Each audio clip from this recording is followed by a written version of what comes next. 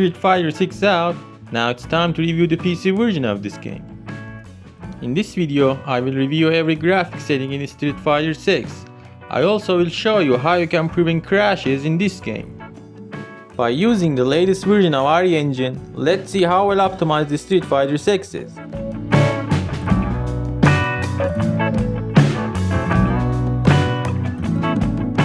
When you run the game for the first time, you can see many stutters during gameplay and cinematics. That's because the shaders are compiled while you are playing the game. In the next, I will show you how to completely eliminate these stutters.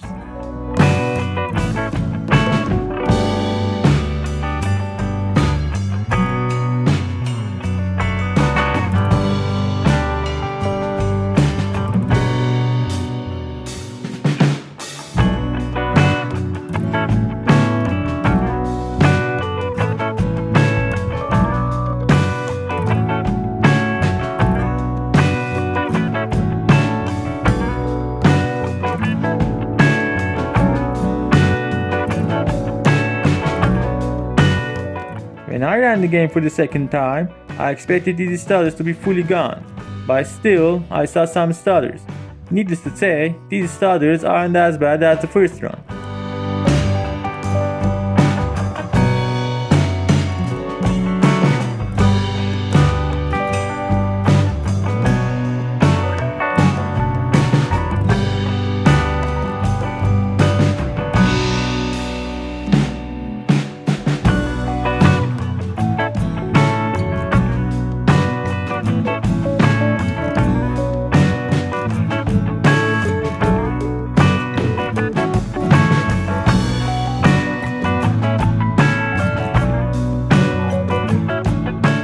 If you want to completely eliminate these stutters, you need to enable an option that is called Shader Warming on Startup. It's in the game menu. Follow this guide to enable this option and the stutters will be completely gone.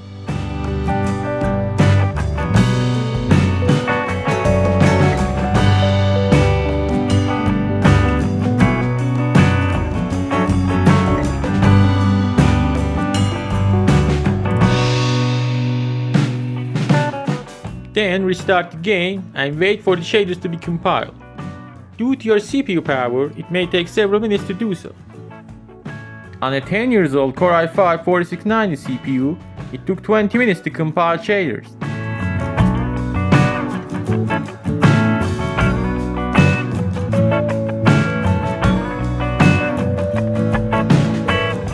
Congratulations if you have 8GB GPU or higher.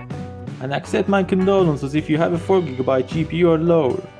Since my GPU doesn't have a lot of VRAM, so I have set the textures to low, and as you can see, textures are terrible. The textures are like PS2 textures or even PS1.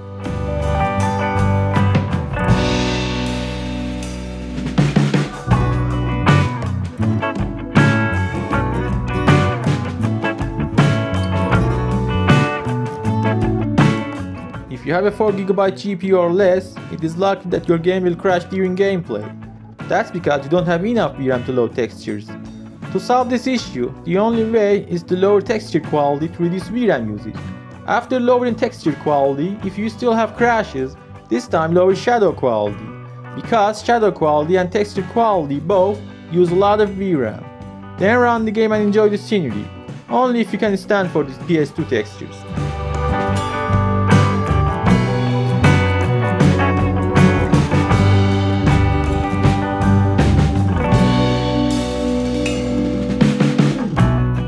To have a 60 FPS experience in this game, you need at least a 6-core 12-thread like Ryzen 5 3600. With a 4-core 4-thread CPU like 10 years old Core i5 4690, it's not even close to 60. The frame rate drops all over the place.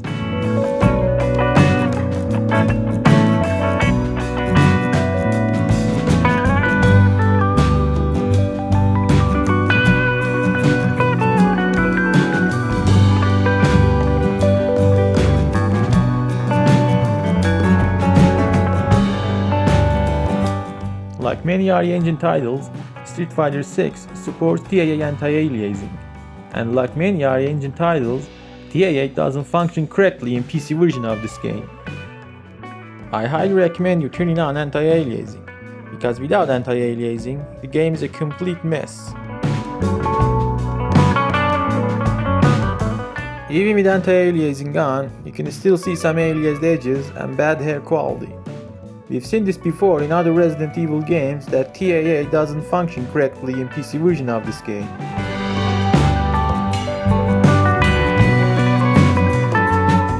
Only 6% gap between on and off.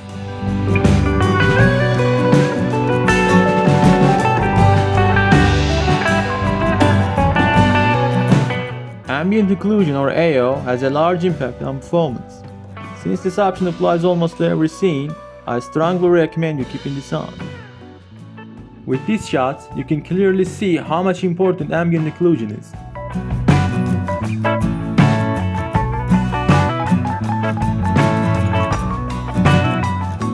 Even with 10% impact on performance, I still recommend you keeping this on.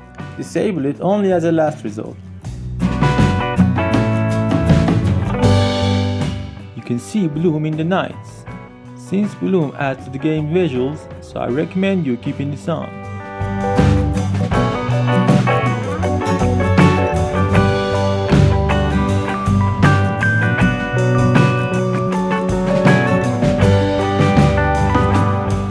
%5 gap between off and standard.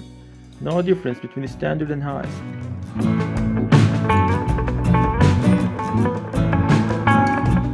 Depth of field or DOF is only seen during cutscenes, but you can also enable it in the gameplay via photo mode to see the differences.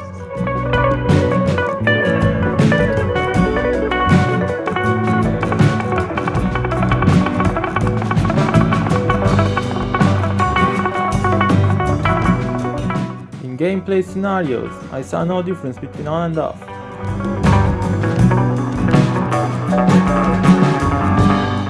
But in cutscenes, you can clearly see DOF with its medium impact on performance.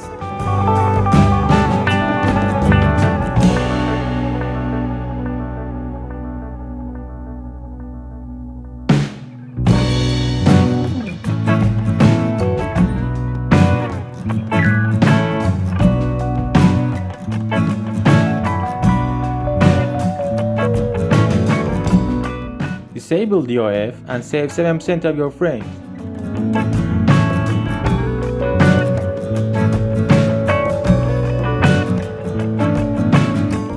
And now about this option, Fighting Ground Background Object Density. This option controls the number of NPCs in Fighting Ground mode.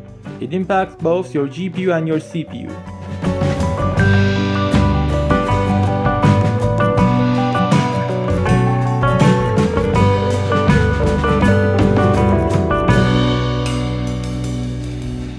This option has a considerable impact on performance, 11% gap between standard and crowded.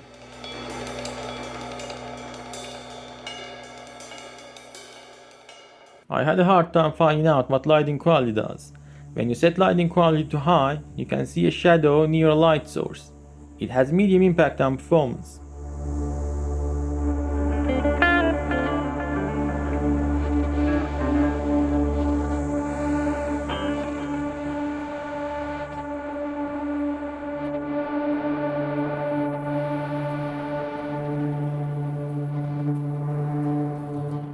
No difference between high and highest, at least in this scene.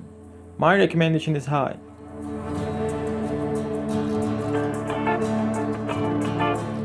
Next up is mesh quality. Mesh quality controls the details of trees. It has medium impact on your FPS. Set mesh quality to anything below high and the image quality becomes very bad.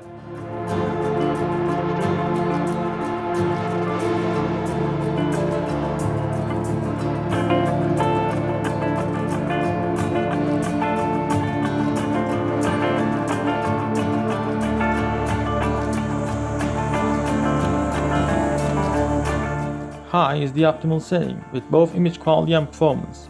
Low and normal have very bad image quality and not recommended.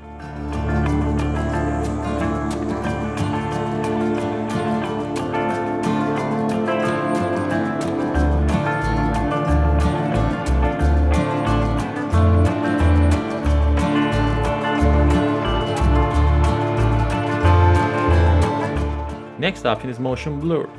Motion blur for many gamers can be distracting, so they prefer to turn it off. To see the motion blur effect, when the character jumps, pause the video to see the motion blur.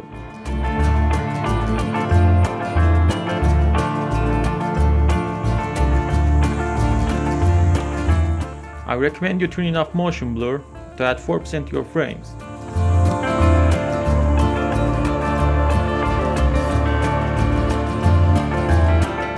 There is an option in graphics menu that is called NPCs.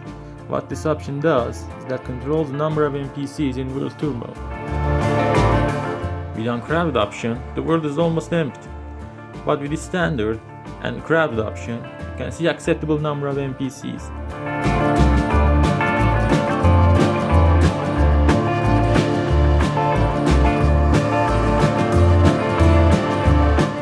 More than GPU intensive, this option is CPU intensive. If you have a powerful CPU like 12900K or better, you can set this to maximum without any problem. On the GPU side, I only saw a 3% gap between lowest and highest.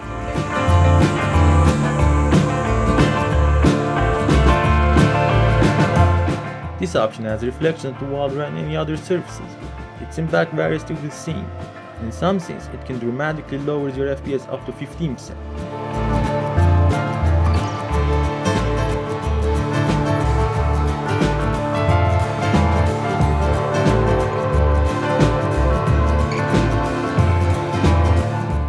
As you can see, the reflections have great impact on both performance and visual quality. A major 16% gap between on and off.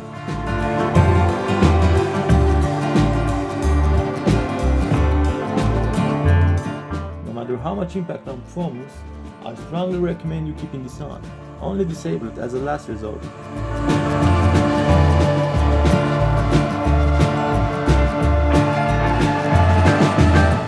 Sampling quality is another name for anisotropic filtering in this game. Its value is between X4 and X16. Standard is X4, while highest is X16.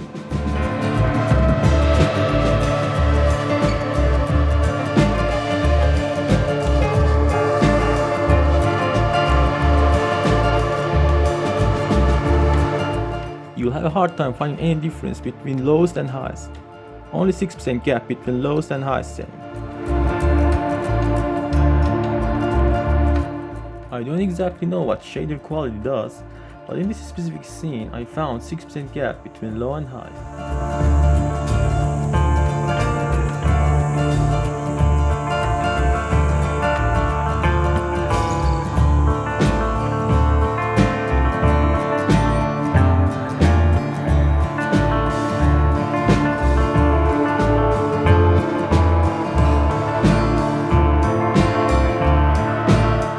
Next option is shadow quality.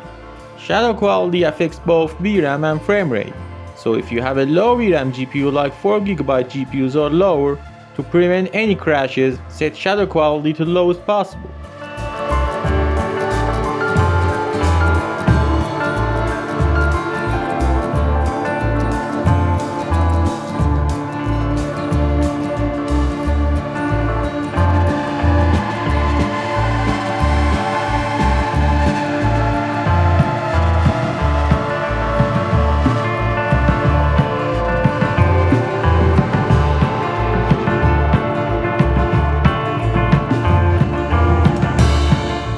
The gap between high and highest quality is 10%. That makes highest quality useless. High is the best option here, with a good balance between image quality and performance.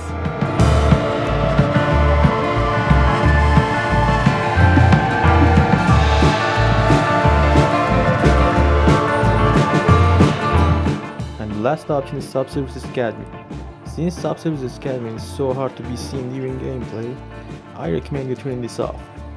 As you can see, it is so hard to find any difference between on and off. Even in the photo mode, I had a very hard time finding any difference between on and off.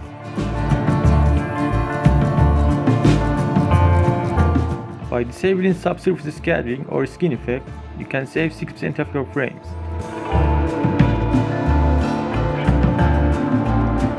And now we reach the end of this video.